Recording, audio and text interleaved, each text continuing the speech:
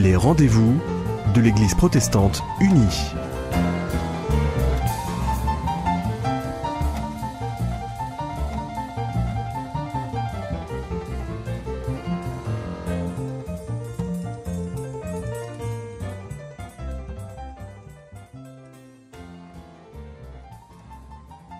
Annick vous dit bonjour et nous accueillons aujourd'hui Mathéus et Mariana. Bonjour Annick. Bonjour Annick. Et Mathéus et Mariana viennent de loin puisque ce sont deux Brésiliens qui nous arrivent. Alors pourriez-vous nous dire un peu qui vous êtes et d'où vous venez? Oui. D'accord. Et nous sommes Mariana, moi, et Mathéus, mon mari. Et nous sommes venus du sud du Brésil et nous avons étudié la théologie là-bas et la mission aussi. Et nous nous sommes rencontrés lors d'un séminaire de théologie. Nous sommes mariés depuis 6 ans et pas d'enfants, pas encore. Et après quelques années de mariage... Ce qui vous donne aussi une liberté d'action. Ah oui, hein? C'est vrai. Parce que quand il y a des petits, il faut quand même tenir compte d'eux. Oui, c'est difficile. Et donc, après quelques années de mariés, nous avons travaillé comme pasteurs missionnaires et au sud du Brésil. Au sud du Brésil, avant de venir en France. Donc, nous sommes arrivés à l'Église protestante unie de Nantes à la fin d'octobre 2015, pour rester 1 an. Et cette année, notre priorité est d'apprendre la langue, le français. Parce que quand vous êtes arrivé, vous ne saviez pas un mot de français? Pas beaucoup, moi. Pas beaucoup, Mathéus. Quelques mots. Oui, quelques mots, mais moi, rien. Mais comment avez-vous appris? Vous avez suivi des cours? Oui, nous avons des professeurs particuliers. Oui. C'est ça, qui va à chez nous. Oui. 3 fois par semaine maintenant. Oui. Et puis, c'était de parler avec les gens aussi. Hein? Oui, aussi. Parce que aussi, il y a les activités à l'église. Donc, il y a les possibilités de... Oui, parce que vous êtes engagé dans l'église de Nantes. Pourriez-vous préciser ça? C'est ça. C'est vrai. Donc, aussi, on a besoin de l'expérience de la culture française, qui c'est très différent de la culture brésilienne. Et aussi, on a besoin d'apprendre et connaître les réalités de l'Église protestante unie de France, ici en France. Donc, notre objectif est d'aider les pasteurs à l'Église et ainsi participer de certaines activités de l'Église. Et plus précisément, nous sommes en train d'aider les groupes de jeunes et les groupes de jeunes adultes.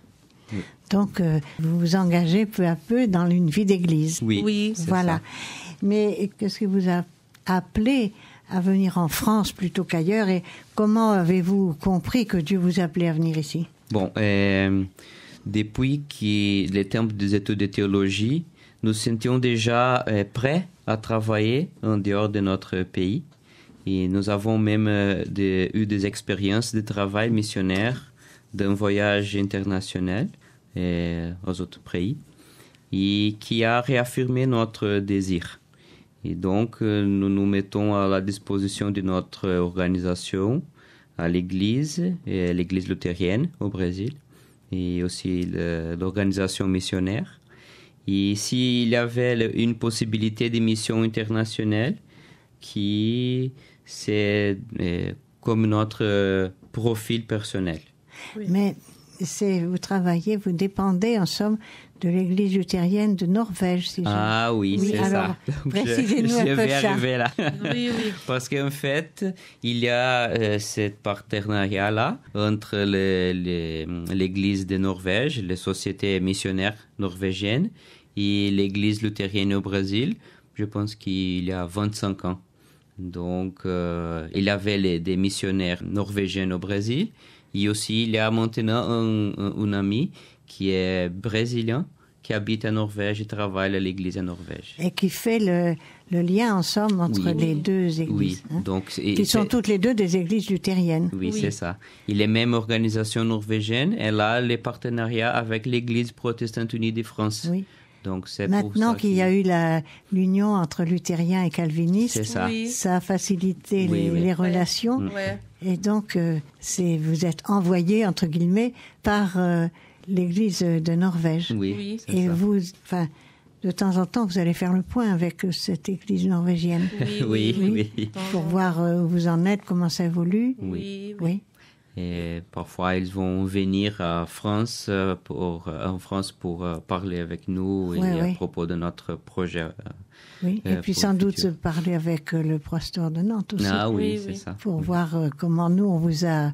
Enfin, jugé, c'est pas le mot, mais comment on vous a ressenti. Oui. Un petit bilan, peut-être. Voilà, parce qu'il faut que le bilan soit fait des deux côtés, bien sûr. Oui, hein? C'est ça.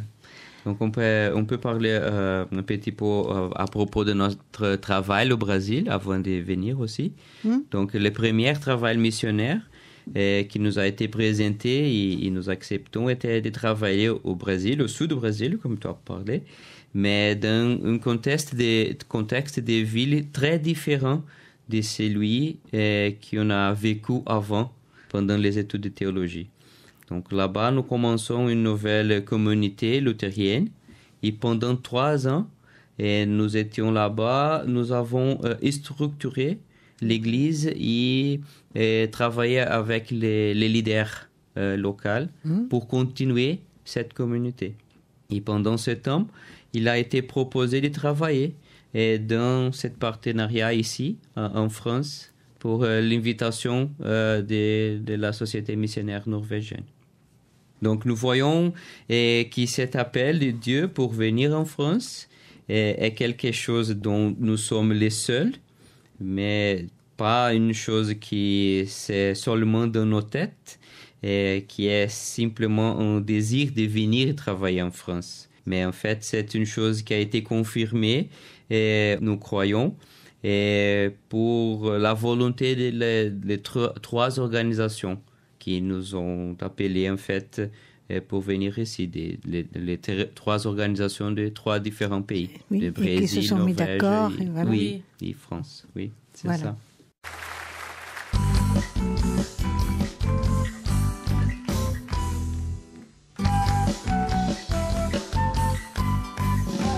Muitos qui procuram sem achar a solução por caminhos que não conduzem à salvação.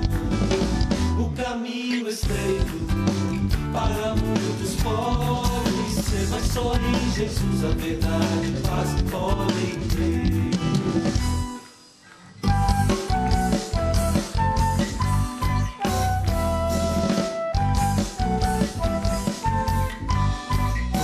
Muitos que procuram sem achar a solução por caminhos que não conduzem à salvação. O caminho estreito para muitos pode ser, mas só em Jesus a verdade e paz podem ter. Veio como servo, trouxe-nos a luz, pagou as nossas culpas na cruz, ressurgiu em glória e em breve voltará. Você, onde está? Qual caminho seguirá? Você, onde está? Qual caminho seguirá?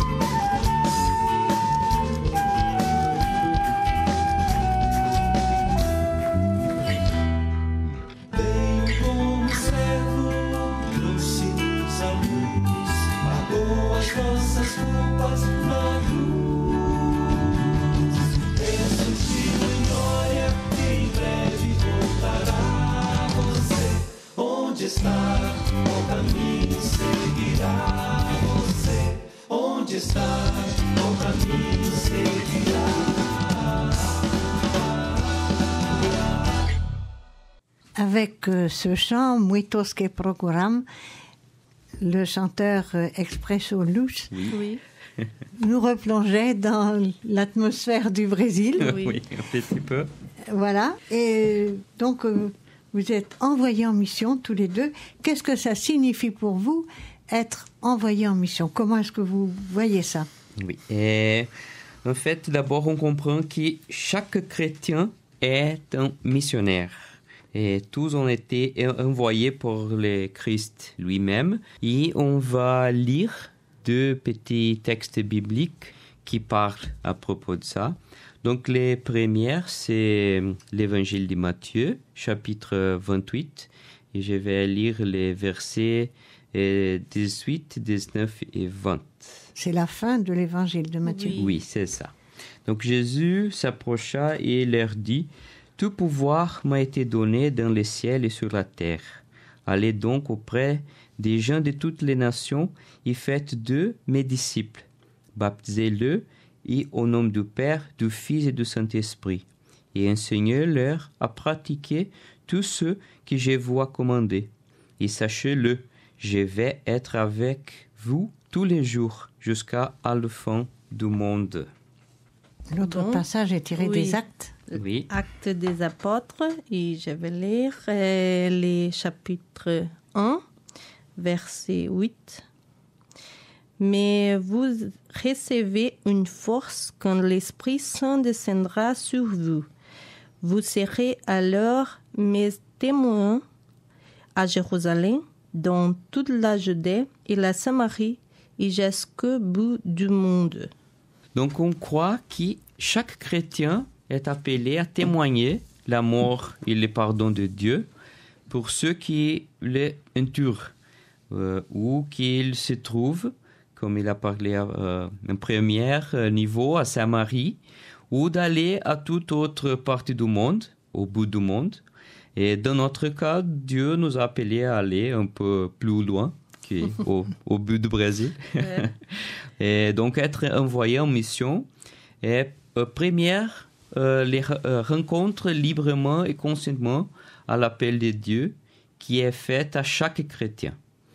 Et le deuxième point, il est d'être conscient d'être en mission, de la mission de Dieu, et de faire partie de la mission de Dieu dans le monde qui se passe à travers de l'histoire.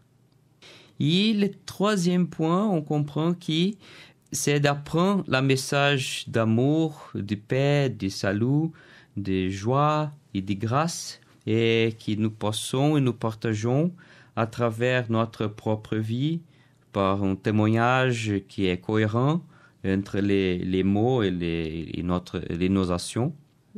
Donc, et c'est aussi d'être comme un représentant des autres, de notre Église au Brésil, par exemple, qui ne peuvent pas y aller loin, mais c'est aussi de motiver les autres chrétiens, montrant même que c'est peut-être pas simple, mais c'est possible d'y aller loin, parce que Dieu est avec nous.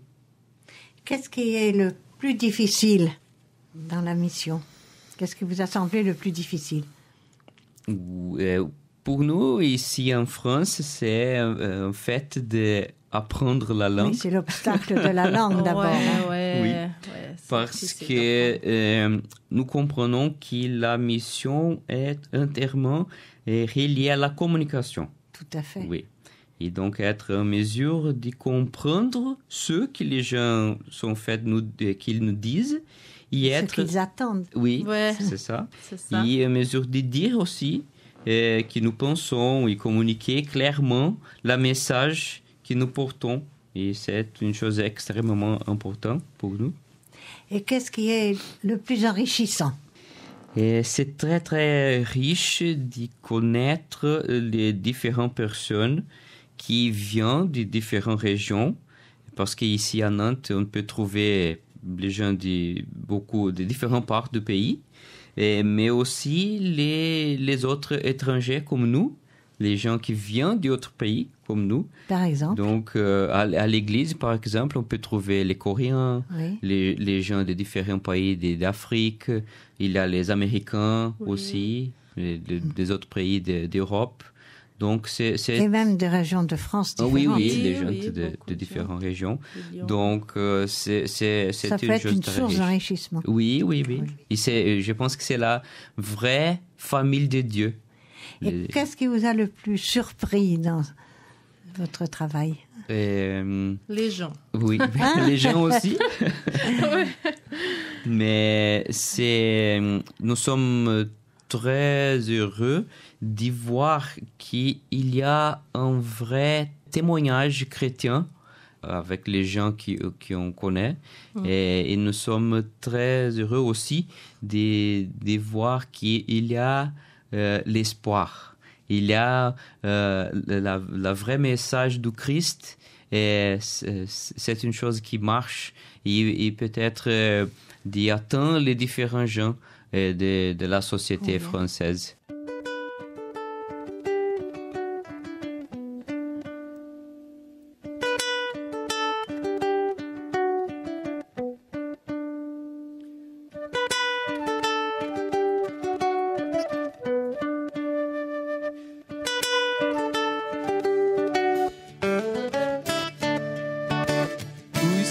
Presente em nós, é por isso que vimos, prontos para ouvir tua voz, aqui nos reunimos. Tu estás presente em nós, é por isso que vimos, prontos para ouvir tua voz, aqui nos reunimos, para lavar o coração,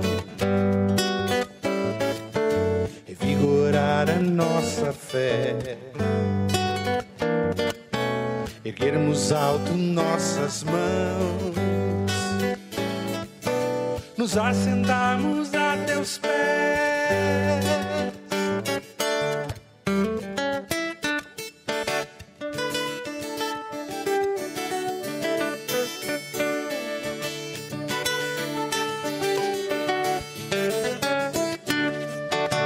Tu estás presente em nós, é por isso que vimos, prontos para ouvir tua voz, aqui nos reunimos. Tu estás presente em nós, é por isso que vimos, prontos para ouvir tua voz, aqui nos reunimos, oferecer nosso louvor,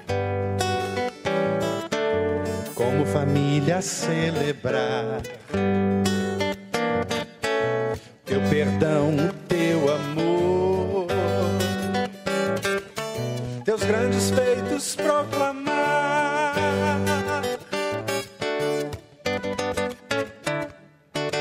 Tu estás presente em nós, é por isso que vimos, prontos para ouvir tua voz, aqui nos reunimos. Tu estás presente em nós, é por isso que vimos, prontos para ouvir tua voz, aqui nos reunimos.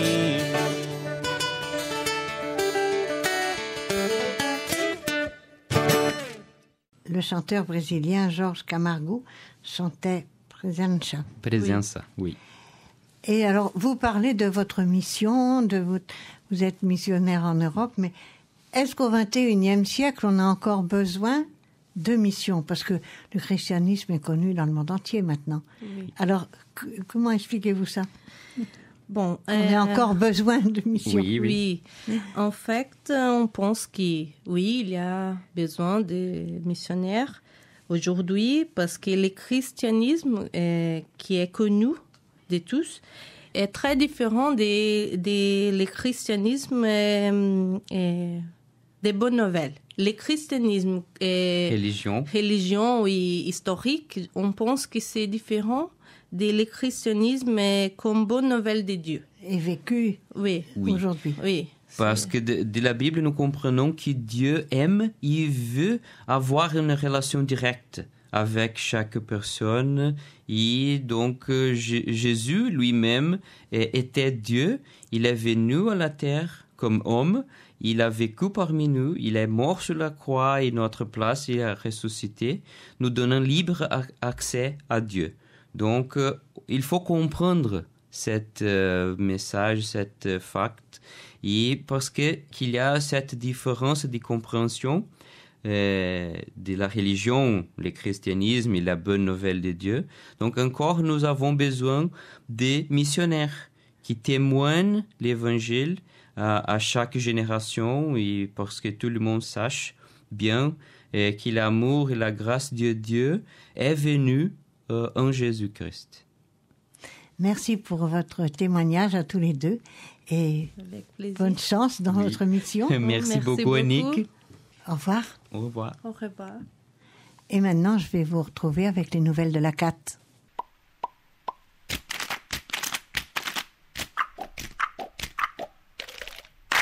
Et voici maintenant, comme promis, les dernières nouvelles de la CAT pour ce mois-ci. Et d'abord, grâce à vous, une nouvelle positive, c'est que Zied Younes, en Tunisie, est enfin libéré. Il a été libéré le 19 janvier dernier, après plus d'1 an de détention.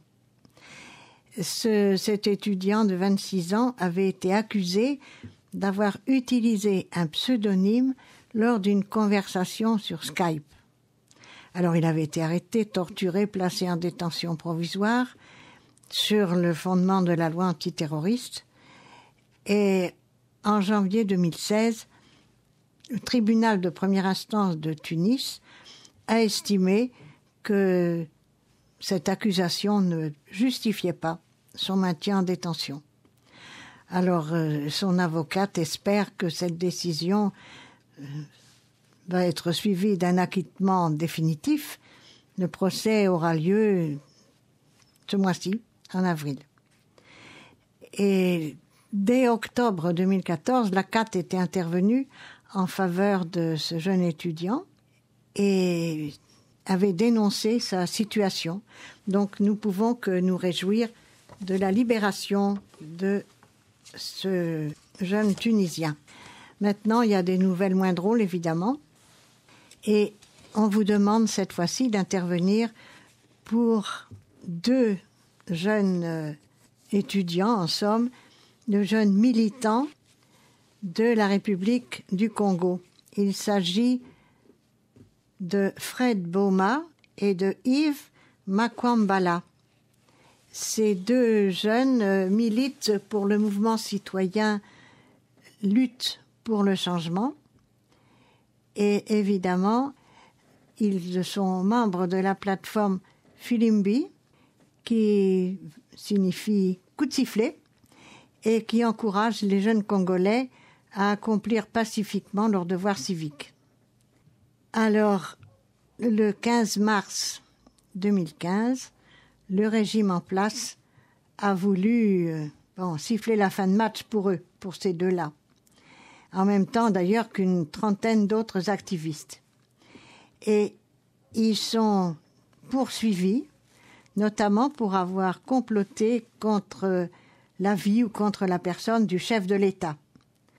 La plupart des autres militants qui ont été arrêtés en même temps qu'eux ont été libérés dans les jours suivants, mais Fred et Yves sont toujours emprisonnés plus d'1 an après les faits, sans aucun élément de preuve pour étayer les chefs d'accusation qui sont formulés à leur encontre. Et ils risquent des peines qui peuvent aller de 10 ans de prison à la peine de mort. Ces 2 jeunes sont comme un symbole d'une jeunesse qui aspire à une plus grande démocratie, des jeunes pacifiques qui souhaitent s'investir dans la citoyenneté d'un nouveau Congo.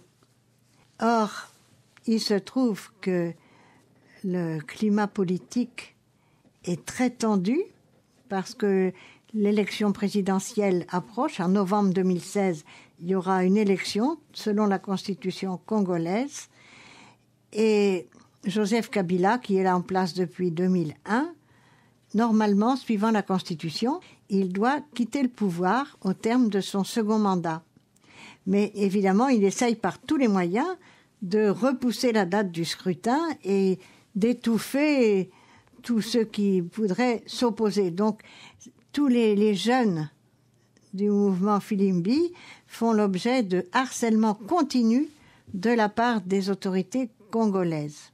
Dans d'autres pays d'Afrique, ce mouvement du Congo est perçu comme une menace parce que en Angola, au Soudan, il y aurait des situations un peu semblables.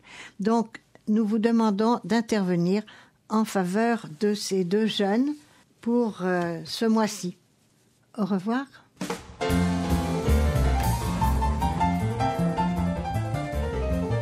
C'était les rendez-vous de l'Église protestante unie.